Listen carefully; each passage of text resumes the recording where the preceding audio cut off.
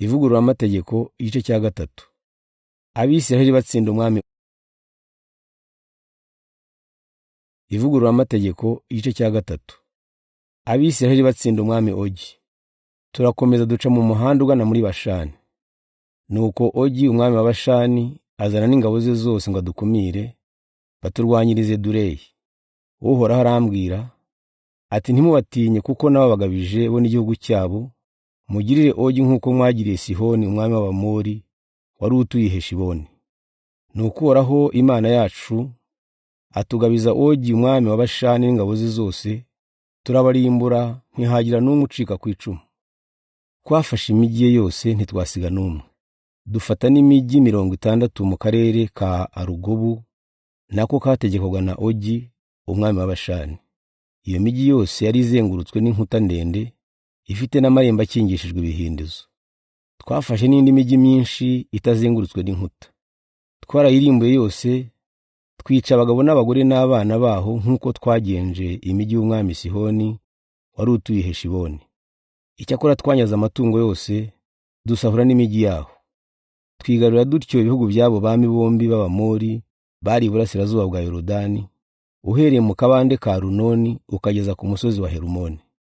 Uwo musozi Abanyasidoni bawita Siriyoni, naho Abamori bakawita Seniri. Twafashe igihugu cyose cya Ogi umwami wa Bashani, imijyi yose yo mu mirambi n'intara ya Gileyadi n'iy'Abashani, ndetse n'imijyi ya Sareka na Edureyi iburasirazuba. Ogi umwami wa Bashani niwe wenyine wari ukiriho mu bakomoka ku Barefa, b'abantu barebare kandi banini. Igitanda cye cyari gicuzwe mu cyuma, cyari gifite uburebure bwa metero 4 n'ubugari bujya kugera kuri metero 2. Na n'ubu kiracyari Raba, umurwa w'Abamoni, abahawe gakondo iburasirazuba bwa Yorodani.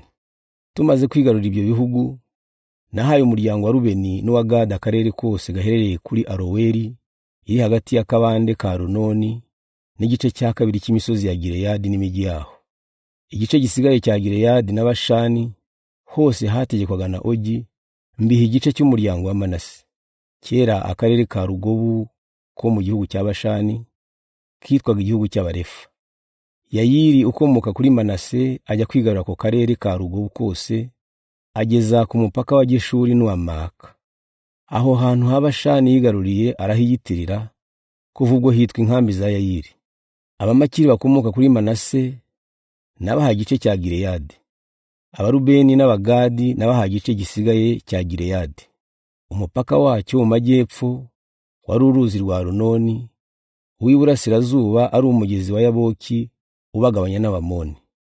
Umupaka wacyo w'uburengerazuba wari uruzi rwa Yorodani, uhereye ku kiyaga cya Galileya ukageza ku kiyaga cya Araba, aricyo kiyaga cy'umunyu kiri mu burengerazuba bw'umusozi wa Pisiga. Icyo gihe narabategetse, ntuhoraho Imana yanyu yabahaye iki gihugu cy'iburasirazuba bwa Yorodani.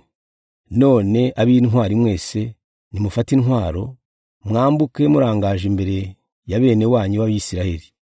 Muzasiga abagore banyu n'abana banyu n'amatungo yanyu, nzi yuko mufite menshi, mu mijyi nabahaye hakuno ya Yorodani. Bene wanyu nabo nibamara kwigarurira igihugu Uhoraho Imana yanyu azaba hakurya ya Yorodani, muzabone kugaruka musubire mu minani nabahaye. Icyo gihe nabwiye Yozuwe, ntiwiboneye uko Uhoraho Imana yanyu yabahaye gutsinda abami bombi Sihoni na Ogi, ni nako azabaha gutsinda abami bose bo hakurya ya Yorodani. Ntimuzabatinye, kuko Uhoraho Imana yanyu ari ubarwanirira. Musa asaba kugera kuri Kanani. Ninginze Uhoraho nti Nyagasani Uhoraho, wanyeretse igice cya mbere cy'ibigwi byawe n'ibitangaza byawe. Nta yindi Mana ibaho mu ijuru cyangwa ku isi ishobora gukora ibitangaza nk'ibyawe. Nyemerera nambuke Yorodani ngere muri kiriya gihugu cyiza, nirebere imisozi yacyo myiza n'ibisi bya Libani. Nyamara kubera ko cya gihe mwatumye Uhoraho ndakarira, yarabyanze atuherukiraho, ntuzongere guhingutsa iryo jambo. Uzazamuke ujye mu mpinga ya Pisiga, witegereze iburengerazuba n'amajyaruguru n'iburasirazuba n'amajyepfo. Uharebesha amaso gusa, kuko utazambuka Yorodani. Ahubwo Yozuwe niwe uzayobora Abisiraheli akabambutsa Yorodani, kugira ngo bigarurire igihugu ugiye kureba. none muha amabwiriza kandi umukomeze. Nuko tuguma mu kibaya ahateganye n'i Beti Pewori.